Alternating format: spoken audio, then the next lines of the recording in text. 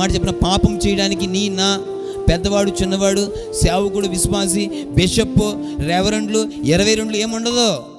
ఆత్మ ఎప్పుడైతే మన మీద నుంచి తొలగిపోతుందో వెంటనే మనలో స్వార్థమనే పాపం పనిచేయడం ప్రారంభిస్తుంది.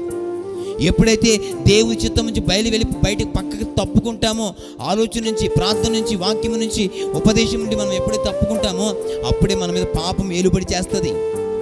లోకంలో విలువ ఉంటుంది. ఏం విలువ? సేవకుడే విలువ ఉంటుంది, కానీ దేవుని దగ్గర ఆ విలువ ఉండదండి. విన్నారా? మీ మాట అర్థమవుతుందా? దేవుని దగ్గర ఆ విలువ ఉండదు, ఎందుకంటే పాపం చేశాడు ఇతను. కానీ లోకంలో మాత్రం అబ్బా చాలా పెద్ద మంచి ప్రవక్త అండి ఇతను. ఇదే రీతిగా ఈ రోజున అనేక మంది క్రైస్తవ కుటుంబాలు, సేవకులైన వారు కూడా ఇదే రీతిలో ఉన్నారండి. పైకి క్రైస్తవేమో, భక్తి, సేవకుడు, ఒక అభిషేకం కలిగిన వ్యక్తి అని చెప్పుకుంటున్నప్పటికీ కొన్ని మిస్టేక్స్, కొన్ని మాట తీరు, లేకపోతే దేవుని మాటను దాటిపోయిన పరిస్థితుల్లో